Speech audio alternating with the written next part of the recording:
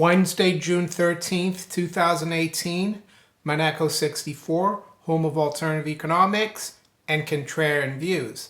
So I usually do my early market updates, and I'm going to do it today. And I'll just read here from an article on Zero Hedge where they talk about Paul Tudor Jones. He's one of the market wizards. I don't know if any of you have read about the new market wizards, or he's a very famous hedge fund manager, Paul Tudor Jones. He's been in the market for ages. He was interviewed, I think, by CNBC right after the 87 crash. And this is this story in Zero Hedge is about an interview he did with CNBC recently. And I read here from the article, it says, here Andrew Ross Sorkin, who works for CNBC, had an interesting question asking Jones, and I quote, when you wake up at 3 a.m. in the morning and check the London markets every morning, what are you thinking about over the past couple of weeks? What's been the issues that have consumed you at the hour? Question mark. So I won't go further into it, but just to show you that it's important. Even if you are in New York, like this guy is, he wakes up at 3 a.m., 8 a.m. here to check the markets. And that's why I do it, because I've known that it is important to look at markets around the world, especially London, even for investors in the US or investors anywhere for that matter. The other thing I would say, though, I think these markets are getting more and more artificial, and is it worth keep looking at them, see what they're doing? Of course it is, even though we can see that it's all been manipulated. Even like Paul Tudor Jones says, he says that he's never seen markets the way they are, and a lot of times I have the same thought. You know, how can stock markets be so at such elevated levels and interest rates are so low? It never used to happen. And he actually thinks the Fed is going to eventually have to come in and just to kill everything, because the stock market won't go down. He even thinks that interest rates are going to, at the longer end of the curve, they're going to go even higher towards the end of the year. But he says the problem with that, the problem is going to be that the stock market has been in so much steroids, he calls it, that it will also keep going up, which seems counterintuitive. But and then he says then the Fed will kill everything and bring everything down. I'm not sure if that's going to happen, but I just wanted to put that through to you. So I'm going to look at what the markets are doing. And by the way, that doesn't mean I agree with him about what the market's going to do towards the end of the year. He could be right. But so let's look at what we're doing this morning. It's around 8:30 a.m. Paul Tudor Jones, of course, he's probably been up already looking. And then I want to talk about EOS and what's going on with EOS and the concept of airdrops, which is, if someone had told me a year ago you're going to get free tokens for having this token, I would have thought, well, how does that work? But I'll explain to you how the concept of airdrops and airdrops themselves could revolutionize the way projects are funded, and very interesting. So markets. So gold still stuck here just under 1,300. We're at 1294.20, down $1.70. Yesterday, just after the COMEX official open at 8:20 New York, they rated gold and silver, and then they bounce back up. Silver is at $16.83, not $12.83. $16.83, down 2. Range has been $16.90 to $16.80, so quite narrow. Gold, the range has been $12.99 to $12.94, so we're near the lows here. Stock market, the Dow is down 23, 25,298. S&P is down 0.5 point.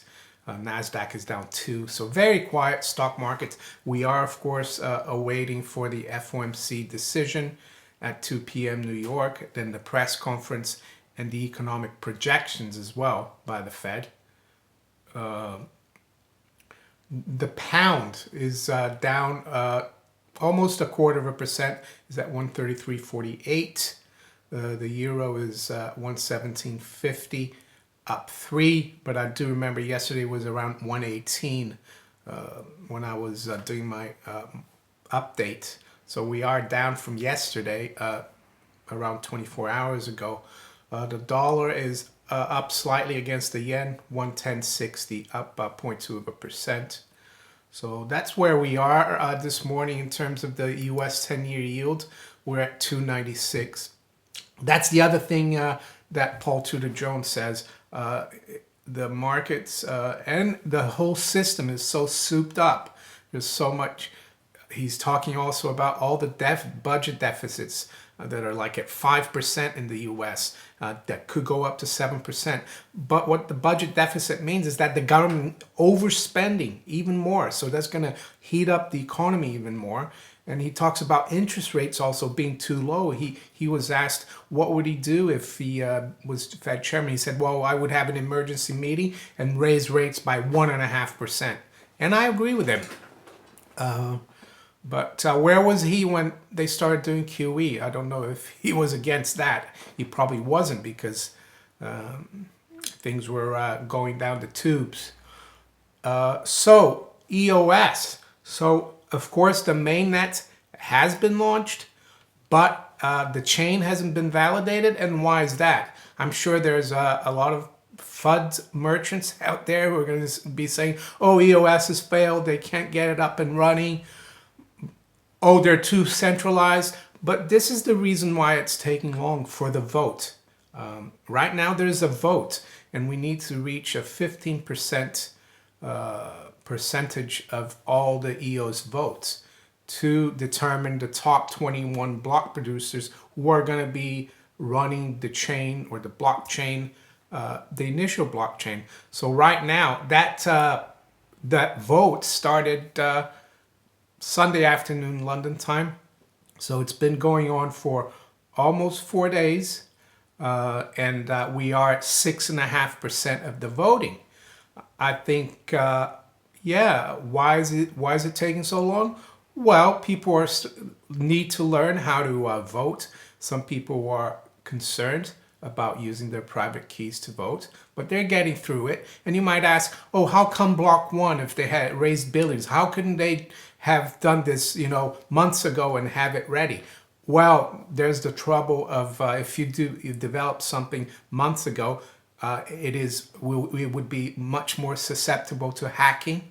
So you have to keep it like current, and that's why it's taking longer. So they're actually doing the right thing. Am I concerned it could take another 3-4 days to get this validated and up and running? Of course not.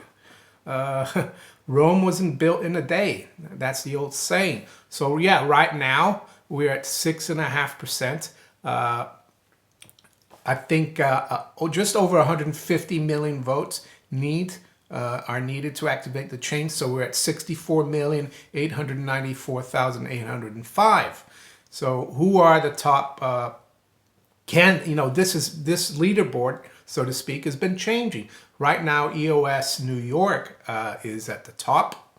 They haven't been there all the time. We have EOS DAC, who have done an airdrop already. And I have those tokens, EOS DAC. EOS Authority, they're based in London, UK. And the interesting about EOS Authority, I had them on my Telegram chat. And one of the founders from that block producer candidate, he contacted me directly, and he actually thanked me because he said he got involved in EOS because he watched one of my videos about EOS. So that was quite flattering that I could help. And here they are with 10.18 million votes. They're number 3. So EOS Canada is number 4, and EOS Gravity from China is number 5. So it's quite a varied, how can I say, geographical spread there. We've got Argentina EOS, they're number 20 right now. We've got EOS Rio in Brazil, they're at number 29. They've dropped down a little bit, but things could still change. There's still a lot more, just over half the votes are still to be cast. So what about airdrops? Well, airdrops are strange because when I first thought, oh, I've got this airdrop, it's worthless. You know, how can they just send me airdrops? But what EOS, what block.one has done, and if you look at the block.one website, and they say decentralize everything. block.one designs free market systems to secure life, liberty, and property by publishing open source software that is free for everyone to use. And then they talk about EOS venture capital. So, and they say block.one has committed to investing over $1 billion into funds focused on the growth of the EOS ecosystem. So what they're going to do indirectly is work with venture capital partners. These venture capital partners are going to inject a lot of, part of this 1 billion, and they might have, the venture capital funds might have their own money as well. They're going to invest in projects to develop applications or business solutions on the EOS blockchain. And a lot of these might do airdrops to the people who have the EOS token. So, and is there, some people say, oh, do I have to have 100? Well, not necessarily. The reason people are asking if you got to have 100 EOS tokens is because EOS Stack used that parameter. But you could have a project that goes on the EOS blockchain that takes advantage of the venture capital fund. And actually, they might not do an airdrop. They might not want to do it. They might just want to develop it and have no tokens. But you might have one that will, and then you will get the tokens. I saw yesterday that Dallas Rushing, he's got a really good YouTube channel. He started, he's founded a token called Karma Token, and or Karma App. You can check out karmaapp.io, and they're going to do a 6-to-1 airdrop for EOS token holders. So if you have 100 EOS tokens, you're going to get 600 Karma App. But they're not using financing from the venture capital funds. They're doing it themselves.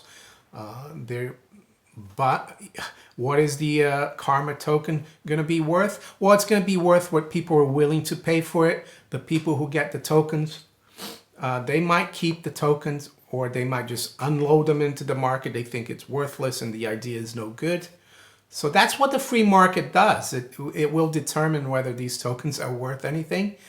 It sounds a little bit out of thin air, I agree, but the application has a function.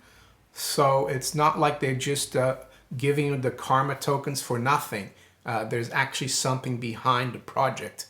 And I think that's really interesting. So that's the other thing as well. With if you're a holder of EOS token, and when the blockchain is activated, I think it's only going to be the beginning of all these apps and projects coming on, and you're going to be getting a lot of airdrops, and you're going to have to look into it, see if you want to keep them, see if you don't think it's going to, or maybe if there's some value to them, maybe you'll sell half of them and keep the rest for the long term. And how many airdrops are you going to get? It could be loads of airdrops for years to come. I don't know. Or the EOS project blockchain might not work out. Nothing in life is for certain, but there is potential. And just to be clear, it's not EOS that's doing these airdrops. It's other projects that are going to use the EOS blockchain, the EOS network, to evolve. So that's what you need to know about that. And a lot of the block producers, they're involved also in developing these apps or dApps, decentralized applications. So there you have it. That's it for now. I hope you enjoyed the video. If you did, please like, share it, subscribe to my channel if you haven't yet.